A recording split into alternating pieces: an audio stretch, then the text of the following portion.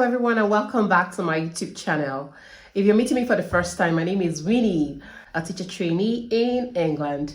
Guess what? Just like a dream, it's 4 months to go. I can't believe I just started this journey just yesterday. It felt like a journey that was almost impossible. So I'll start with encouraging anyone who's planning to go on the PGCE route that it flies really quickly. And before you can say Jack, you're done with the program. Today, I'll be answering all your questions. Yes, I have them all outlined. I'll be working with my laptop today just so I can answer as many questions as possible. But I'm starting this video with a good news. Do you know anyone who's interested in being a teacher, a physics or a language teacher in England? Guess what? Government is paying the sum of £10,000 as relocation payment to anyone come train as a physics or languages teacher in the UK. Yes, you heard it from me. I'll just read it straight for you and I'll leave the link for you to read later. So it says the IRP is assigned to repay some of the relocation expenses of languages or physics teacher trainees moving to England.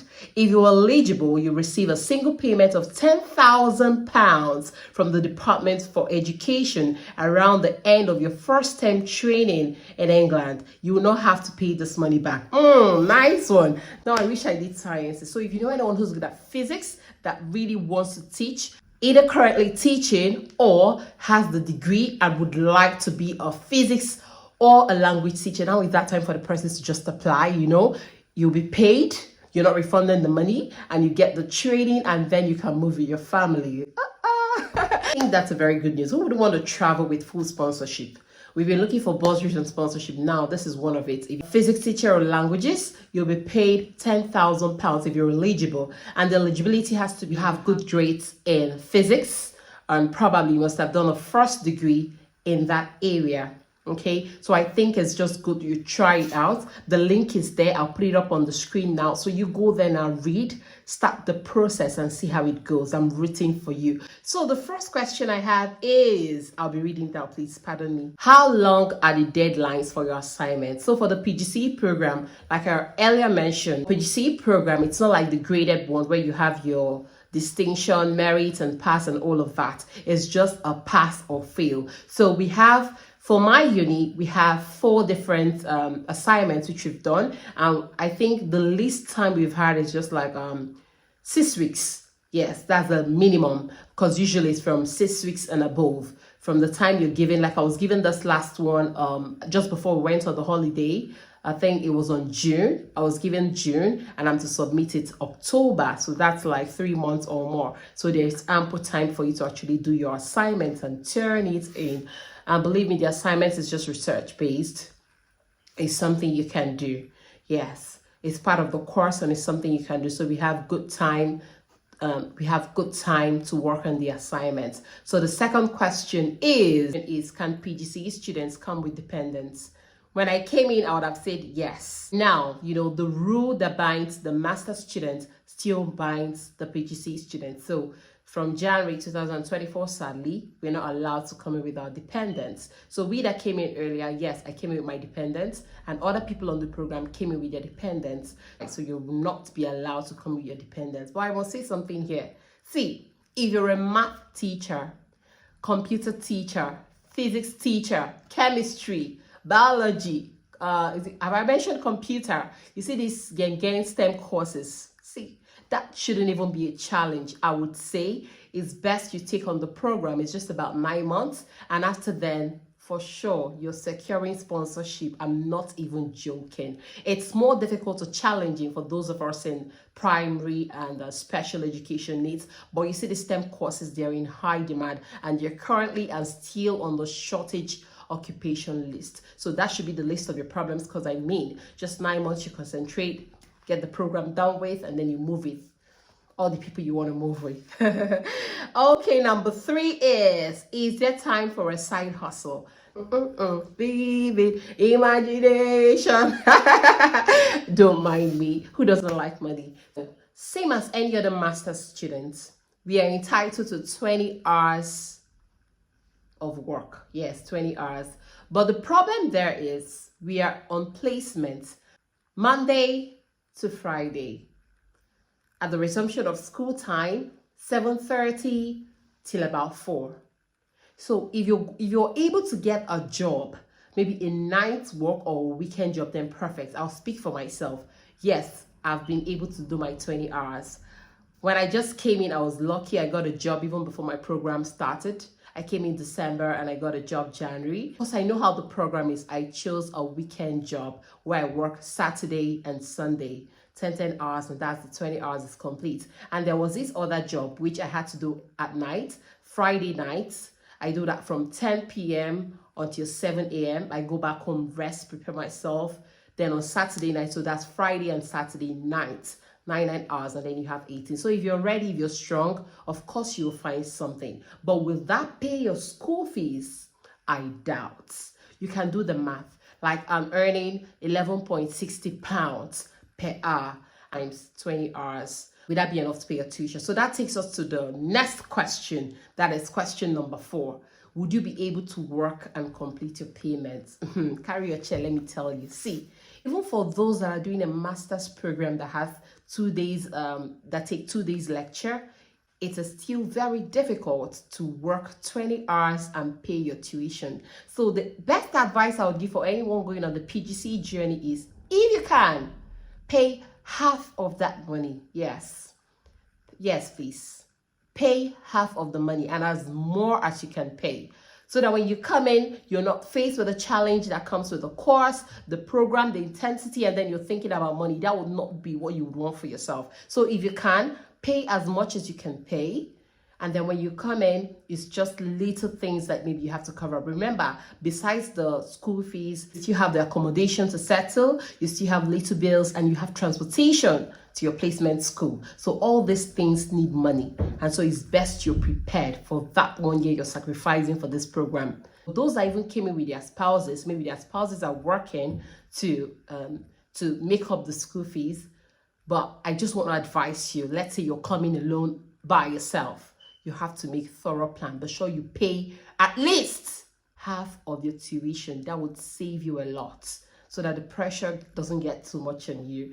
All right, so the next question is schools that offer PGCE and the intake. So I know of 2 intakes, January intake and September intake. So if you must have missed the September intake, that's okay. You can start looking out for schools for January intake. So at the end of this video, I'm going to attach more like a demo of how to see the schools, and then you choose and then you check the cheaper one. The prices are a lot different. When I did mine, it was 11,400 was my fees, and I got a scholarship of 1,400, and I had to pay about £10,000. So it's important you look out for schools that are quite affordable. So I'll do that at the end of this video to show you where to go to and check out the list of schools, because most of you are asking for a list of school, and I keep shouting is get into teaching.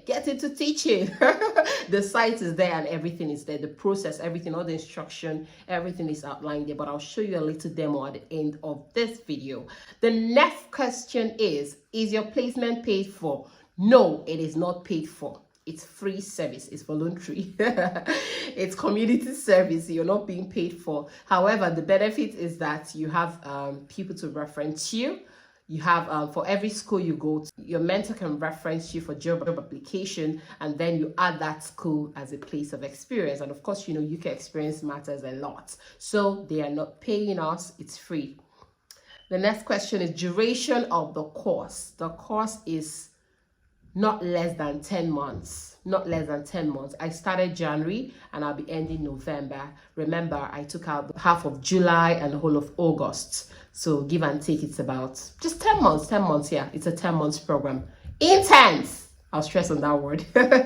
All right, so the next one is someone is asking again about the cost implication. The cost implication, like I said, is from £10,000 and above. If you're doing physics, almost free. Can you work and complete your fees? Another question. I've already answered that. The answer is it's a lot. You're going to have to disobey rules. You're going to have to break the rules of 20 hours work, which you don't want to do. You're going to have to break that rule to be able to work and pay the school fees. And you don't want to break any rule, right? If you're going to stick to the law, then it's almost impossible. And the final question here is job opportunities. Big one. Okay, the beautiful thing is for everyone I know that did secondary, in fact, all have their sponsorship. They're actually beginning to have it reduced for them.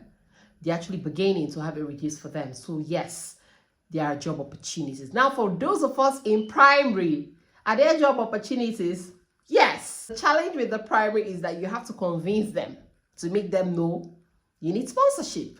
Also for the primary teachers, but about sponsorship is not as common as it is with those in secondary. So that's why I'm advertising sciences. That's why I'm screaming sciences, because I know that that one is very easy and you know what you're doing. So even if you're leaving your family, you know the end goal. But for primary, yes, there are job opportunities. In fact, for sponsorship, I believe when we get to that bridge, we'll definitely cross it. I hope you enjoyed this video and I've been able to answer most of your questions. Like I said, at the end of this video, I'm going to do a little demo on how you can go about the application. So please, instead of going for a program that you're not really interested in, if you're a teacher, if you love teaching, if you're very good at sciences, of course, this is a very great opportunity for you to use this route. PGCE with QTS. Some of us too, we're opportune to get the QTS from the home countries, and I know there might be the challenge of job applications and seeking vacancies and all that. But coming in, doing the program, it's a safe landing. It's a lot easier. I hope you've enjoyed the video. So I'll just go now and show you a little demo on how to go about the application on Get Into Teaching. All right. Thank you so much for watching. And I apologize for coming in this video really late for those of you that reached out to me because you're for September intake, but I couldn't help it. I just had to try my best to see what I could achieve for myself for the holiday. In fact, I need to post my picture of before and after. The difference is clear to show you that I've been through a lot. But in all, I'm all smiling and I can't wait. 4 months to go and the program is over. Thank you so much for all the support. Don't forget to share, like, subscribe. Thank you so much for all the support. I'll see you now. So it's Get Into Teaching. And when you once you get into teaching, go to train to be a teacher, and then here you have train to be a teacher and all the information you need there. And I'll go with how to apply, and I need to re-explain. You'll be taking to your teacher training application. So this is where you do the application if you're ready, but I just want to show you something about what I just said. That would be, when should I apply? You have questions like, what do I need to include in my teacher application? So these are the things you need: your GCSE, that's why if you're coming from Nigeria, your A levels and your degree. Your degree, it's like your first degree. And of course, if you're going for sciences, you should make sure that whatever thing you've done correlates with that. However, it doesn't matter. I just had my WAEC and I did mass communication, but I'm into teaching. And then work experience. This work experience can be that you've been a teacher or not. Your personal statement, which I'm going to share later. Your adjustment, your reference, and then you start your application. But I'm still taking you down to find out more about how to apply for a visa to train in the UK or in England. And then we have main rules for teacher training. We have the student visa, the normal. So here, this is where you'll find the postgraduate teacher training providers. So when you click on this, you'll see all the providers. And when you go on their site, you'll see the amount they are charging, and you know if that's what you want. Now, this is the most interesting place: how a bursary or scholarship can help with your student visa application. So I'll open there, and then you see there are 3 types of financial supports. Now, the one we are focusing on is get an international relocation payment worth 10,000. Okay, so this is it. You read it up, and then you can apply here and see if that pertains to you. There are other bursaries and scholarships, but I think they're all for physics and languages, and then you just check. So just play around this site. Open up, you must see other things. Open up, play around the site. If you have any other question that you think I can help you with, you can always come back and ask me. So thank you for watching. Bye.